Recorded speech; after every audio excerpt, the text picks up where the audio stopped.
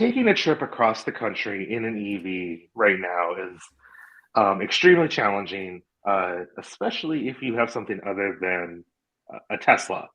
We're very fortunate to have Andre from TFLEV on other TFL properties on tonight to talk about his experience, his team's experience of driving a Tesla Model 3 Performance, I believe, all the way across the country. And not in the traditional cannonball method, like you weren't going from LA to New York, but still just as long of a trip. Andre, thanks for coming on. Can you explain why you chose the destinations, why you chose the cars and the car you chose, and then can you give our audience just a real high level, like, why'd you do this? Yeah. Well, first of all, Chad and Craig, thanks for having me on the show. Really appreciate it. This drive, why'd you do it? I'm assuming to point out how terrible some things are in terms of like infrastructure and stuff like that. But like, again, do you really want to spend 30 hours in a car? So I believe it was like 45 hours. And not just a car, a Model 3 that's not comfortable. Yeah, so here's a little bit of a backstory, right? So as you alluded to earlier, so TFL Empire or the Roman Empire. So Roman Micah and Tommy Micah started TFL Studios, right? This was about. Are they brothers? No, Cousins? they're father and son. So they started TFL Studios, right? Now, what, 12 or 13 years ago, and it progressed to this. We now have several channels dedicated to different kind of segments or verticals, and we have TFL EV, and we have TFL truck and TFL car, etc. But this was about a year ago, maybe a little bit more. We always do at least one or two big events or big trips a year, right?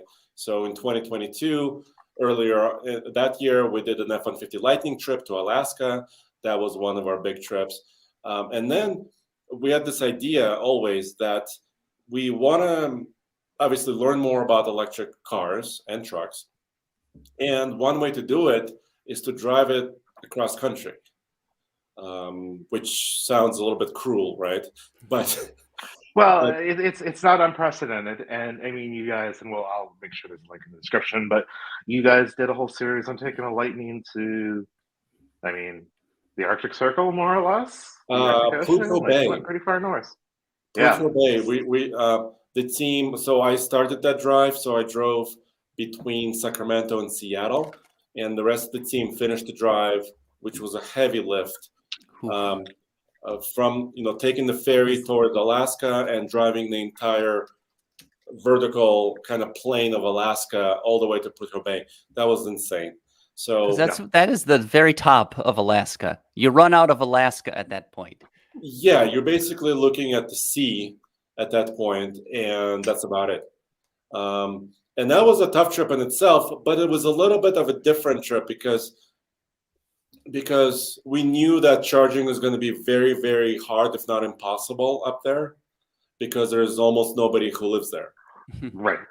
But we wanted to be adventurous, and we wanted to be the first electric truck up there. And we had nobody else has done it. So yeah, and we had a little camper on the back of our truck, so it was kind of an adventurous kind of overland experience.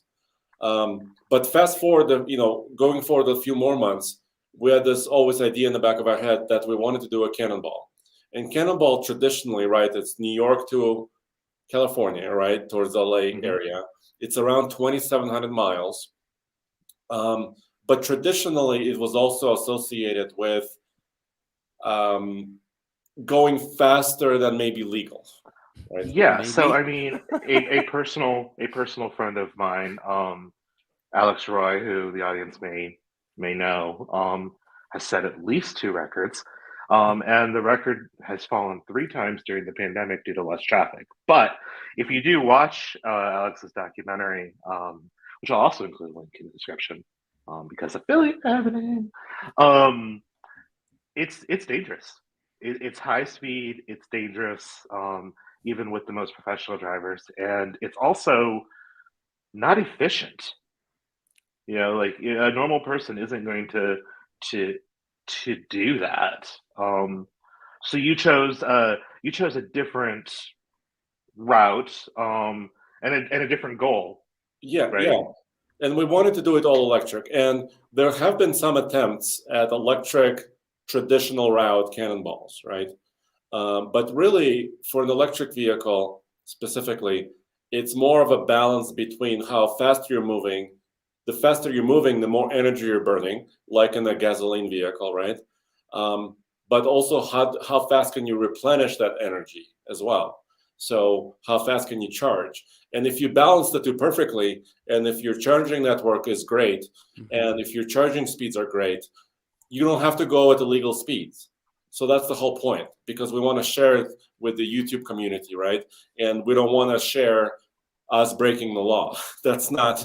That's Well, not. that's a good way to go to jail. So yeah. Um, So and I can see some comments here. For example, Ross says, oh yeah, I do wanna ask you about how is smelling Roman's farts across the country? Um, so it was not Romans, it was Tommy's, and oh, actually. those are probably worse. Oh yeah. I don't know. We did learn an embarrassing personal fact about Andre and his undergarments Ooh, needs. let's not go there. So your need for adult Um, diapers. Well, that was any super chats, and we'll make Andre spill the beans about his thing. There. yeah. So continuing the story. Now Roman and team and all of us are thinking, all right, we want to do this. So actually, before we did the Tesla run, which I was involved in personally, we did an Ionic 5 run using D2D. So we called it D2D because it's Disney to Disney. Disney didn't want to officially work with us, so please don't. There's no Disney logos here. Okay. They're very litigious. I'm aware. Yeah, so we're not going to dwell on Nope. that. D to D. So, but we wanted to go from one coast basically to the other, and going from one theme park to another seemed fun, right? Why not, Mhm. right? You could start there at one and go to the other. That's 2,500 miles. So I said, New York to LA is 2,700 miles. D to D is about 2,500 miles. So it's a little bit of a shorter distance, but not by much. But it's also in the southern United States, which means anybody can run that route almost year long without the fear of snowstorms or other concerns and low temperatures or whatnot, right? Right. So that's kind of how the route was born. It was kind of controversial because everybody wanted us to use the traditional old school route, right? Yeah, I read some comments from people who are like in our community saying, "Well, to call it a cannonball, you've got to do this," and like, yeah, but it's also like the record right now is impossible to beat. Like, I mean, your average speed has to be something like 115, 120 miles an hour. And even the EV record for that is something ridiculously quick. I know Alex set one and then Kyle Connor set one. I don't know if Kyle reset it, but like it's a kind of a downward spiral. I mean, there's part of me, It's a horrible idea. It's incredibly yeah, dangerous. well, Don't do I it. mean, Don't. Alan in the chat mentioned this a little bit earlier, like that he would love to do something like that, or I'm sorry, the Northern Highway trip, like on a motorcycle, on like the Alaskan Highway, and I think there's a lot of people that would find more value in information and are more likely to do something like that, or take a trip from a Disney to Disney, especially now that Disney is so big and popular. I know we can't talk specifically the mouse, but like it's very popular right now, and there's a lot of Disney adults that are probably making that trip and are thinking about making that trip, but maybe only have a week of vacation or a week and a half of vacation. So it's something that they would cannonball without necessarily the speed of the risk. Though I think you mentioned a little bit of based on charge speed, there's still a lot of strategy to this. how long do you sit at a charging station when you're there? Do you sit until a certain point and then continue? Do you wait till you're at, an 80% state of charge? And that strategy could differ from vehicle to vehicle. And we'll eventually get to this point, but I know that you had mentioned this is something you'd like to establish that other people could try. And friend of the channel, Eileen Falkenberg Hall from Newsweek, recently attempted to do such a thing. She ran into more or less a hurricane, so they couldn't complete it. Apparently, driving at night in a hurricane is dangerous. I don't know, but there can still be a lot of without putting other people at risk or without breaking the speed limit. There is a lot of strategy that is still in place, and as EVs evolve, that drive will become easier and quicker, and it becomes a bit more of the thinking man's cannonball, right?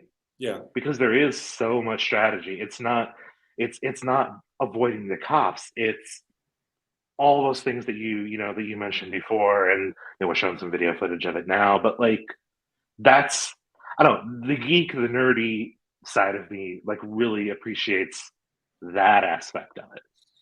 Yeah, and with any trip like the Alaskan Highway trip or the D2D trip that we're talking about, there's a certain level of preparation, right? And then, so when I saw what the team did, right, the team took an Ioniq 5 and they went D2D in this electric car using basically primarily Electrify America stations, right? And actually, we worked with Electrify America a little bit because we wanted to promote networks like them, and they were willing to work with us. And we actually this was a year ago approximately. We told them the route, and there was some prep work, right? Mm-hmm. They told us where the stations were, and then we wanted to see the uptimes of those stations and et cetera, et cetera. So we did work with Electrify America. That was quite nice. And then they set a time. So the first, I don't remember the precise number, but it was something above 47 hours, right? And cannonball, of course, the definition of a cannonball, there's no stopping for sleep, right? So yeah, you don't stop. So basically, you're only stopping as much as refueling, in this case, recharging, right? So you're not going to a resort for a few hours and resting, right? So then now that really piqued my interest, right? Because I did the F-150 Lightning partial trip there, and I learned a lot about being in the middle of Oregon by myself and not sure how to find the next stop. And I wanted to challenge myself personally as well, because technically not sleeping for 47 plus hours or driving in a team of 3 and doing it safely and doing it on video too. You're doing a job as well at the same time. You're not just struggling to stay awake. Yeah, because you've got to make video content. Yeah, we're producing a video about this, kind of like a documentary style. Yeah. So speaking of adult diapers, that was part of my personal challenge, right? Because we got in the car, and you know how you prepare for something for days or weeks, and you think your mind is right, and you're kind of preparing for, it's like taking a test, right? But then you get in the moment, you're like, you know what? I had a lot of orange juice this morning. You had a breakfast burrito as well. Yeah. Which gave me pause, because that seems like a potential risk. I mean, going back to the fart comment, I mean, that's yes. So it's probably better than tacos. So Andre, you guys started in California. You hit Arizona, New Mexico, Texas, which never ends. Then you were into Mississippi, Alabama, maybe Georgia. I don't think Georgia, but then Florida. Right. Is there a least favorite state along the way? Gosh, or a favorite I really love Texas, but driving horizontally across Texas was, I believe, 895 miles. It just never stops. in one state. So that was a little bit mentally challenging because it's like you're never making progress. You're never, getting somewhere. But something awful happened on an Arizona-New Mexico border near that because, we took care of my, bathroom issues. I used the bathroom. Everything was great. No accidents. And so then, to speak. and then we're driving on this kind of desolate stretch of I-10, and we see dead stop traffic in the middle of nowhere. We look down on our phones and our navigation systems, and we're using the Tesla navigation system as well, which is planning our stops, our charge stops, which actually worked pretty well. And of course, there is almost no reception, right? It's a perfect storm, right? The phone has almost, like 1 bar of reception. There's a dead stop traffic, and there's like a 3-4 foot drop on both sides of the highway. So it's not like you can just, let me go around this, and let me go somewhere else. So I think that was in the 3rd hour approximately of our trip, or the 5th hour. So it was early on, and it was so demoralizing. Because that's the difference between beating the record, or at least the time that was set by Roman and who went with Roman? Nathan. Yeah. And not. You could have turned around and went home at that point, right? If you were in traffic for 4 hours, you may as well go home. So we're sitting there for 30 minutes, getting more and more nervous, right? Sitting there for 60 minutes, getting more nervous. And now I'm talking to the truck driver behind me. I thought he might have a CB radio, but truck drivers have stopped using CB radios years ago because, there's so many drivers and a lot of them are just goofy. Thank you for bringing the video up. Yeah. So a lot of truck drivers are stopped, and this truck driver gentleman behind us, I said, "What do you think? What's your opinion?" He's like, "Well, I've been driving a truck for 40 years. And he says, since we haven't moved in an hour and 20 minutes, it doesn't look good." That was his opinion. So I wanted to call my wife and be like, "Honey, I'm coming home early," And she'd be like, "Oh." So, no.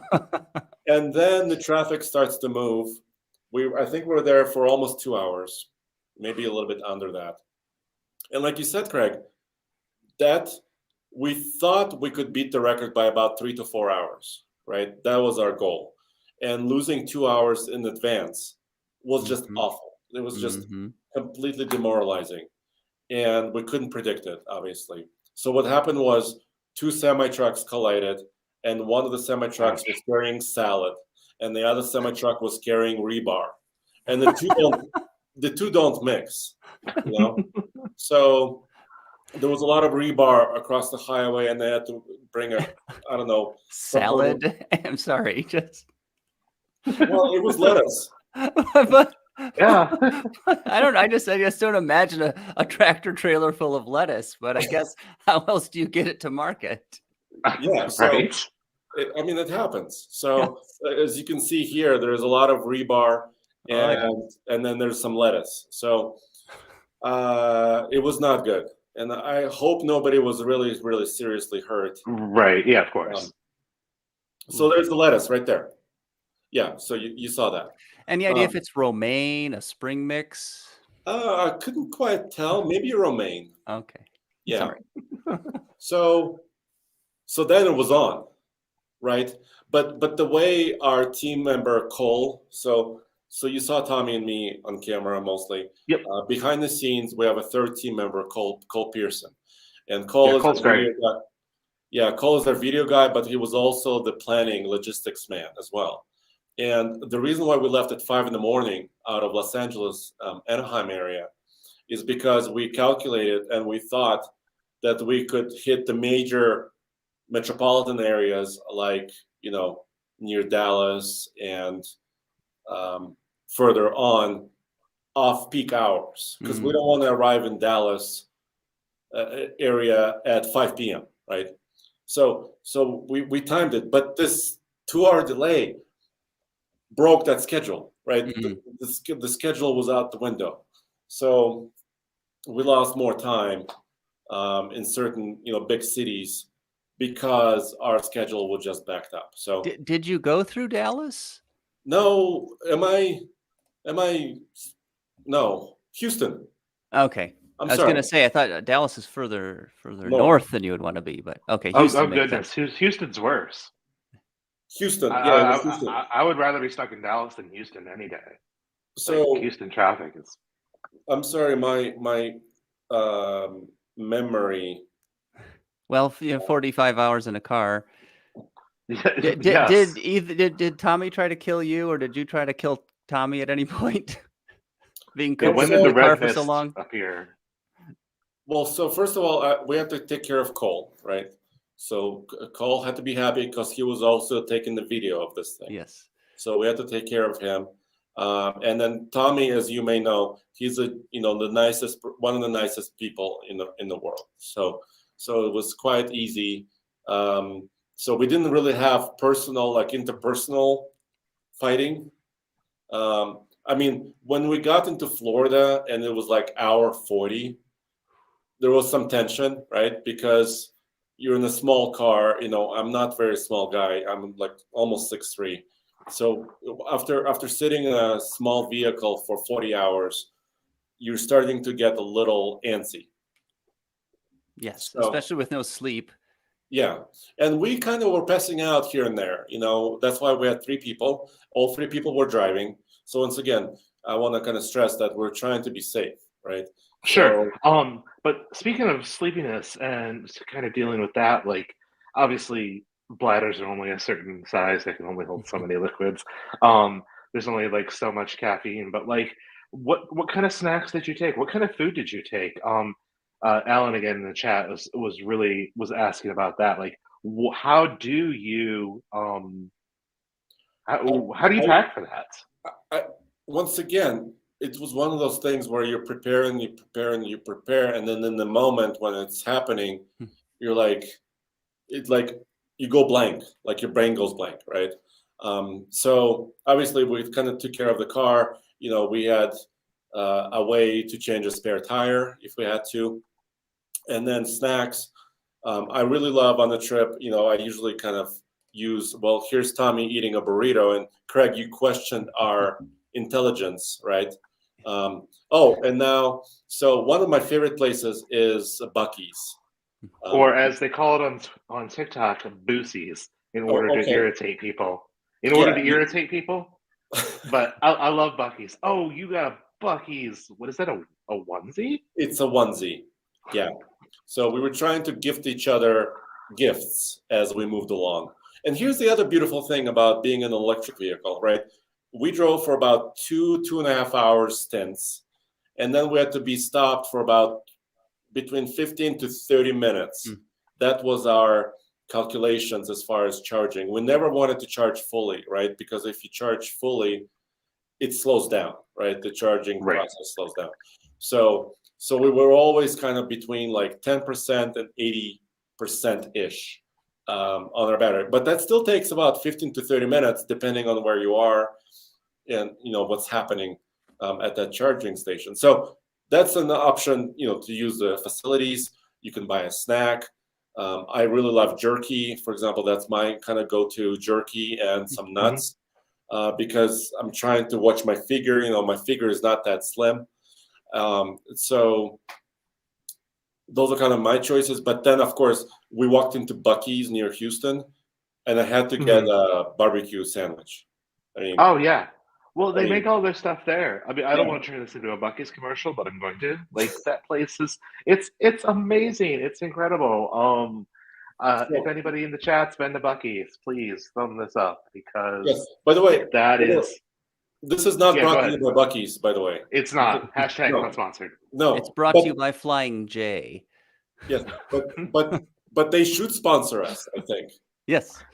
They should definitely sponsor you guys. I mean, they should sponsor me too, don't get me wrong, But can I make one comment about Buc-ee's again? Please. So first of all, it's Americana to the nth degree. I mean, this is the beautiful part about it. It's humongous. I mean, I don't have to explain it maybe to most of you, but humongous place, 50 fuel pumps, 25 charging stations, you know, humongous space. The whole store is the size of almost like a grocery store, a gigantic. It's a Walmart around here. Yeah, but there's one downfall of Buc-ee's. Okay. Do you want to know what it is? Outdoor seating. There's zero. Oh yes. So no, that's a very good point. They don't want riffraff and loiterers. Well, true. That is true, Craig. But imagine being in a car for 38 hours, getting out, getting a sandwich, and where do you sit down to eat it? Do you go back in your car and eat your sandwich? Well, here the bathrooms are clean. They're a nice place to sit, maybe. Cleanest bathrooms in there. Andre's like, no. Alan just mentioned again. He's like, it sounds like a Walmart surrounded by fueling islands.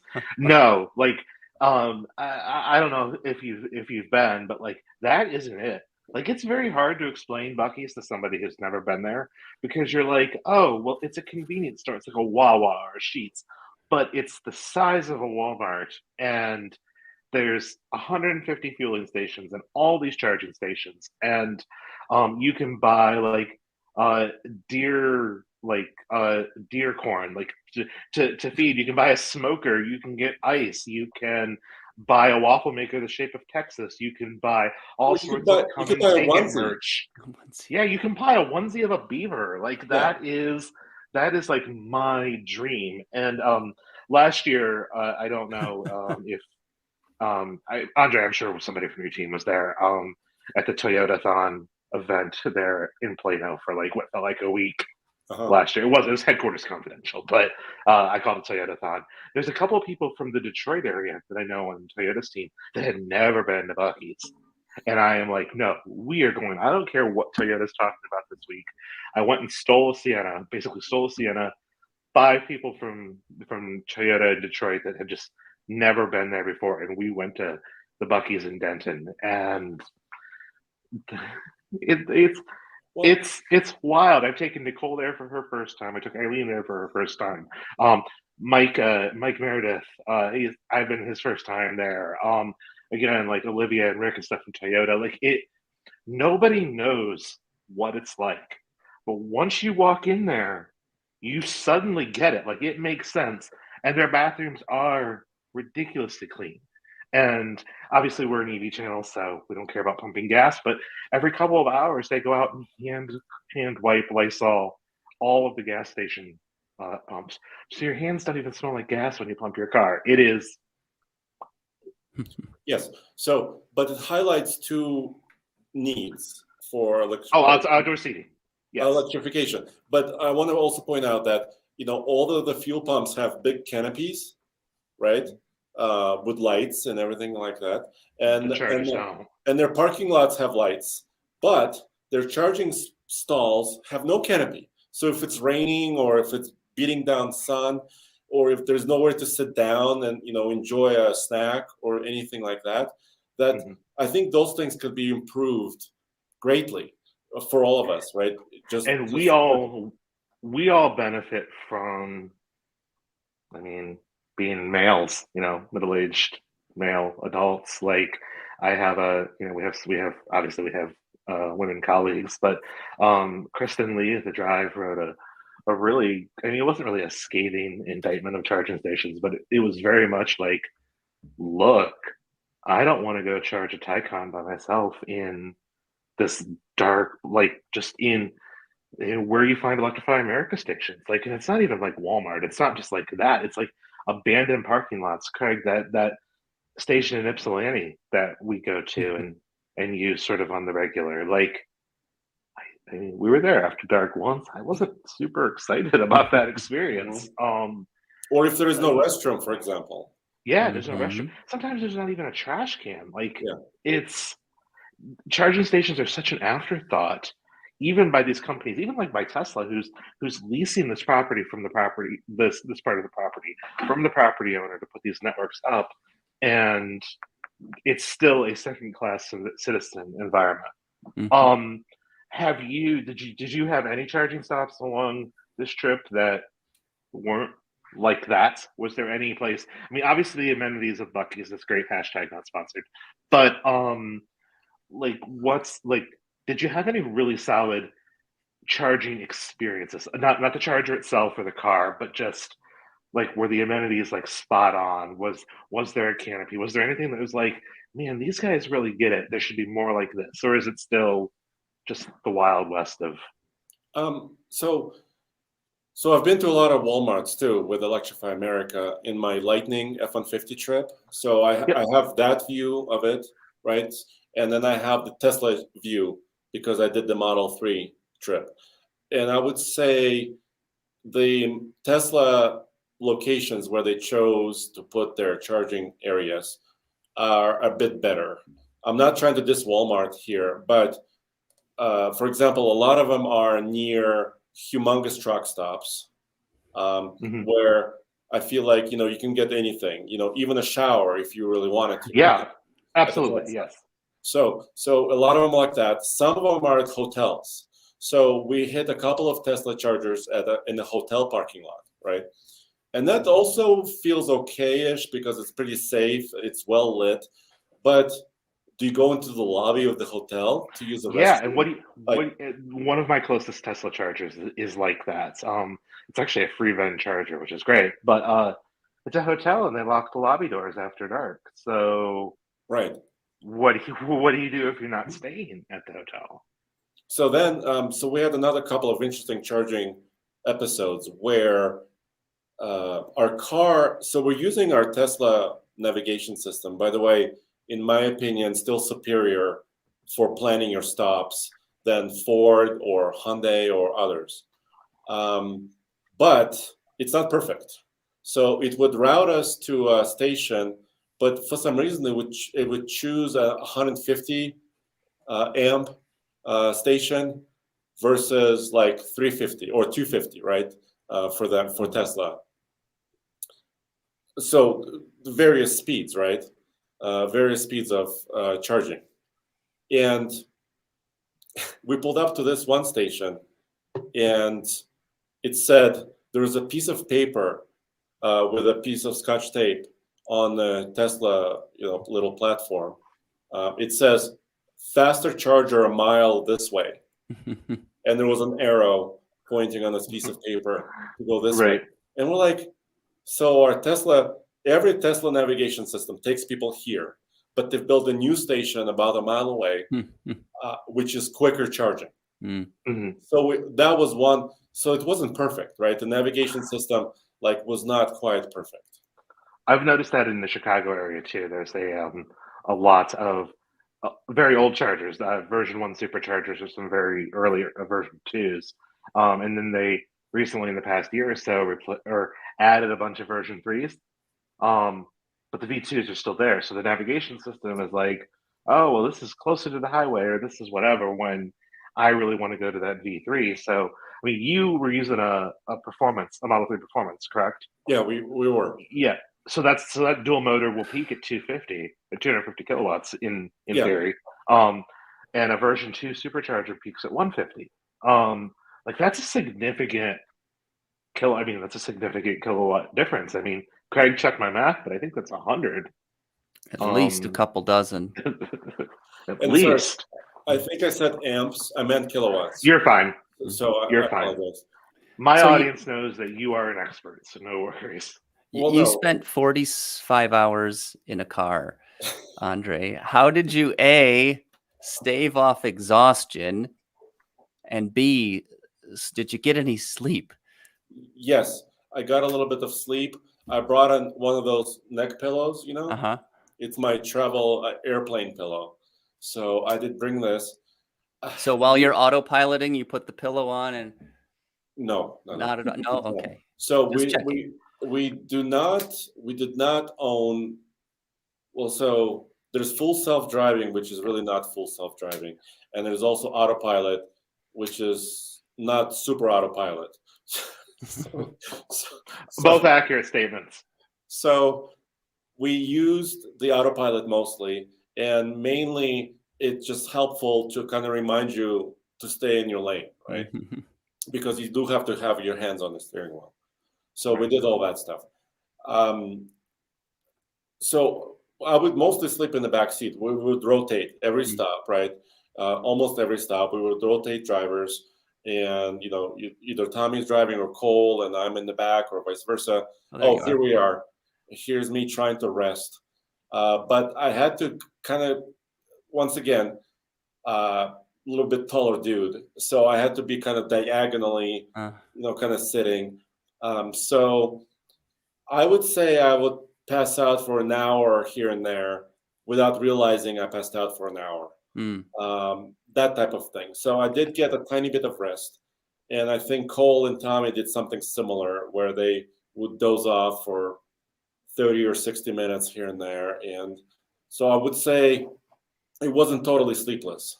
That's good. And you can have a pot of coffee at each stop probably. And which was dangerous, right? Going back to adult diapers, right? So you have to pace yourself. It's a constant calculation. You're calculating charging distances, driving distances, and also your intake of coffee, right? You're calculating all this stuff, and you're trying to, find the perfect balance. Peristalsis is a miracle and a curse. So I don't know if in the future anybody will actually wear astronaut diapers or not. We'll have to see. Do you have a recommended brand? Yeah, well, we'll have to be sponsored by a brand. That's true. Right? There you go. Yes. So we're gonna have to call NASA to begin with and be like, look, how do you outfit your astronauts? What do you use? And it's probably some defense contractor that charges like $1 gajillion per diaper. Because What's that? How many subs do you have? Oh, well, here's a roll of bounty. Goodbye. No. Well, you see, Andre's very clever, and he has that gold play button that I'm envious of right there. So that might be getting that might get you down to, you might maybe get one free button. astronaut diaper. Yeah, possibly one. So anyway, so we hope. Well, did you beat the time before we talk about more? Yeah, we hope somebody challenges us. So the current record is it's a bit over 45 hours. Really, like I mentioned, we lost about 2.5 hours overall in traffic. So considering you have perfect traffic conditions, and considering there's no hurricane, right? Can you do it faster? I believe the answer is absolutely yes. Would you use the same Model 3? Would you try to get a different Tesla? How would you? What would you do different? Yeah. So by the way, there's more. We left more meat on the bone, right? We did not use the most efficient Tesla, right? So the performance, it had like, what is it, 21-inch wheels, right? So this is not the best, the optimal and the most comfortable, Tesla out there. So we left some meat on the bone. It was a big personal challenge, like I said, a human challenge. It was a vehicle challenge and a video challenge as well. So I think if somebody was to do it, gosh, I think the Tesla network is still superior as far as uptime. Yes. I think next time you should try it with the base Leaf, the S, with 149 miles of range. Look, that would be, if you could beat the record with that car. With Chatamo? Are you talking about Chatamo? Yes, with Chatamo. I mean, I'm personally, with the name of Chad, obviously, I appreciate emo Chad charging. Nice. But Craig, I think you would have better luck. And Ant suggested this in the chat earlier, of using that Bugatti electric scooter to do the trip. What is that scooter like? I'm not familiar with the scooter. It's exactly what it sounds like. It's a scooter that you stand on. It's got a little thumb toggle, and you can zip around. It's got turn signals too. It does have turn signals. And what is the top speed of such a machine? 18.6 miles per hour. I don't think that's a good choice. No. But there's a version 9. There's a 9.0 that I think does up to 20 miles an hour, or 22 miles an hour. Yeah, you could pick a lot worse vehicles. I mean, worse than Tesla or the Ioniq 5, right? I mean, the Ioniq 5 is also one of the better electric cars right now, Oh, yeah. right? It has fast Yeah, charging. and Ioniq 6 is even more efficient. Like that's if the charging network was good, I think that right now the Ioniq 6 would be one of the ones to use, or the Lucid, a long range Lucid. I think would also be an interesting take. I don't know if there is a two-wheeled EV record, so I like this train of thought here of like, But it sounds a little cruel, don't you think? Yeah. oh, What it's is this? absolutely cool. Which is why I wouldn't do it, or Andre, you wouldn't do it. But Craig, as an employee, I could be like, hey, go do this. So if it's 2,500 miles divided by 18.6, Yeah. that's 134 hours of driving, right? Divided by Okay. 24, that's 5.6 days of just riding the scooter.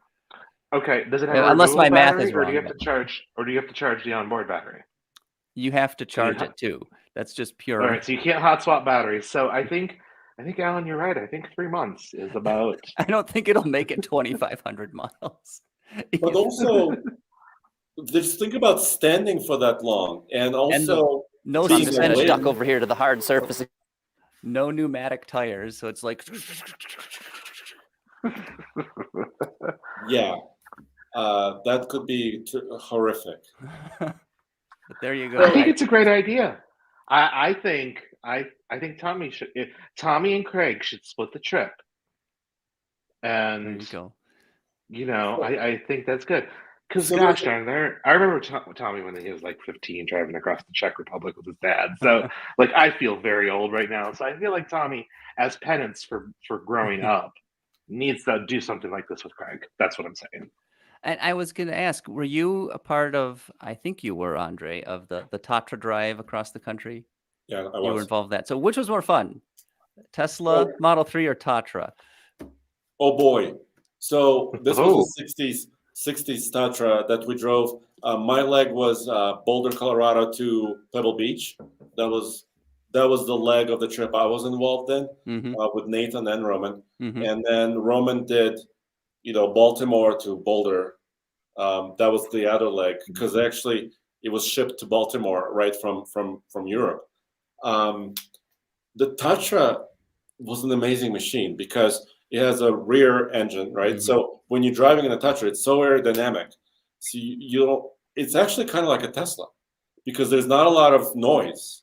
You're not hearing the engine as much because it's way behind you. It's a sedan. It's a 4-door sedan. And then it's quite comfortable. It kind of floats, has that old school kind of suspension system. The thing about the Tatra, Craig, it had the 4 on the tree, but the linkage has to be so complex to reach the transmission. Yeah, way at the back. Because you had to operate it like a pencil. So you couldn't like manhandle it. You have to grab it with 2 fingers and gently move it into second. Yes. Third, it had. And also I had a moment in the Tatra trip where we're coming down Donner Pass towards Sacramento. And I got a little bit, what's the word? Enthusiastic. And I went a little bit quickly. And Roman and I were in the Tatra, and Nathan was following us in the F-150 Raptor, which was our safety truck. And Nathan he tells me that I was almost on 3 wheels, kind of making turns. Why? But it didn't feel like I was on 3 headlights. I didn't feel like I was on 3 wheels. So fun fact, that's the first. But here's the thing: we actually met Emmy Hall. We did not cannonball the Tatra though. We actually stayed along the way in the hotel, and it was more relaxed. That's an old car that will take it out of you. Driving an old car, and you don't have a second chance. If you get an fender bender, you die. So you have to be well rested and comfortable. Craig, you didn't tell me when I was riding in your 36 Ford that like we were gonna die. I told you it had safety glass as the only safety feature, so you can have an open casket at your funeral. That's the only safety feature it has. I think we had seat belts in the Tatra. I think we did have seat belts. Yeah. To keep those communist bosses safe. So have you driven a 2CV, Andre? I'm just curious about this question. I have, but not very far. The 2CV has an amazingly soft suspension. The Tatra suspension wasn't that quite soft, but it was very supple, I would say. Can we get back to the question from, is it Nine or Neen, about the of course. Chevy electric truck? So the Silverado, let's talk about that. Yeah, Silverado EV is out, right? Or it started sales for fleets, right? Thank you. Okay, you're welcome. GM has had issues with producing their electric vehicles to this point. But we considered. What do you guys think? Should we do D2D in the Silverado EV? Hell yes. I mean, so I have several thoughts that this conversation has brought up.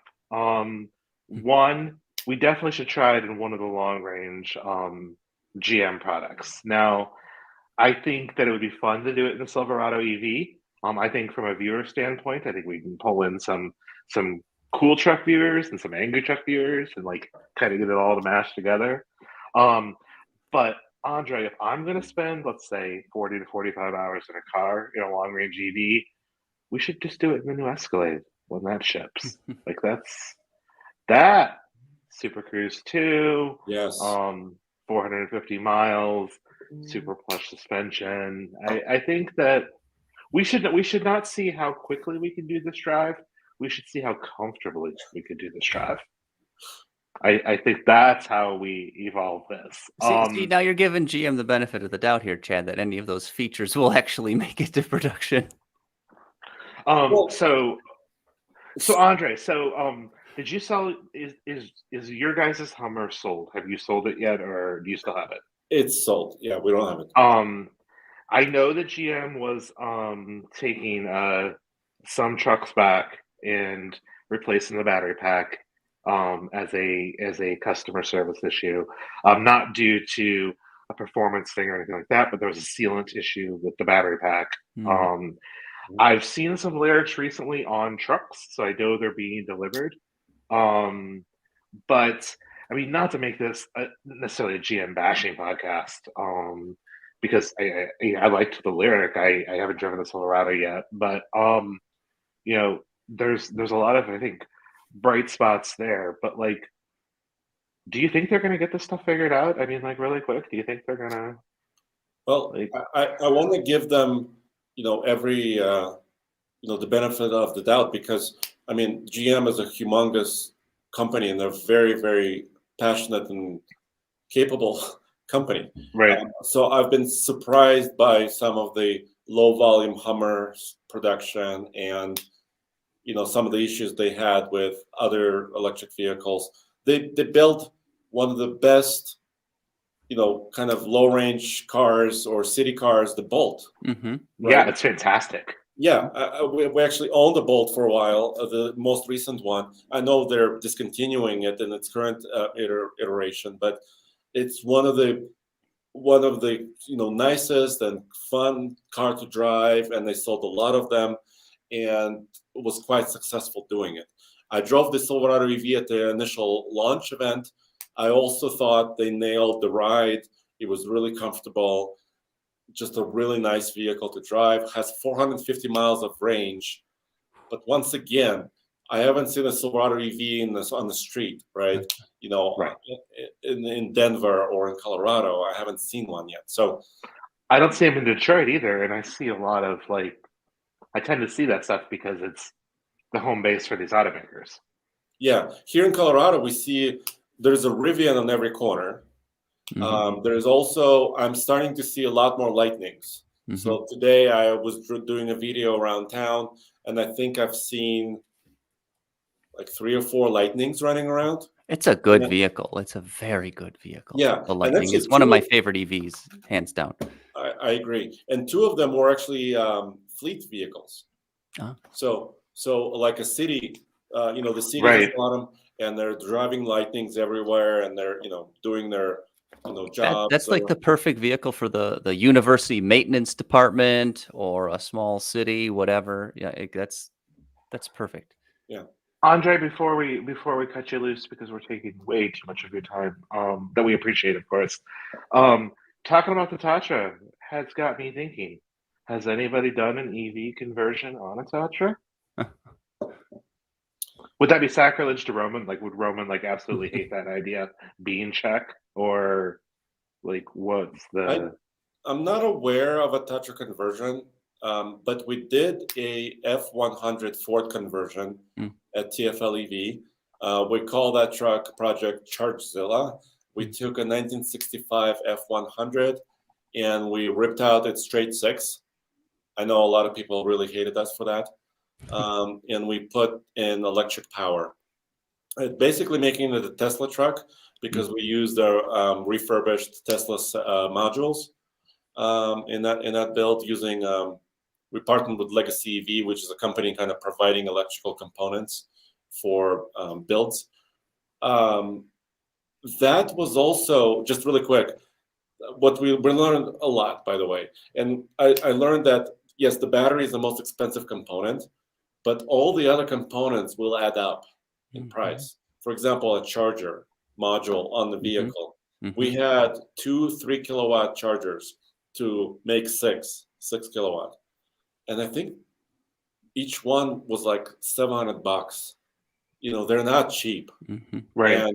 And after you add all the wiring and cooling loops for the batteries and the battery and the motors, chargers, inverters, it becomes astronomical right now. Like the price just keeps going up and up and up and up. So it was kind of a passion project for that to electrify something.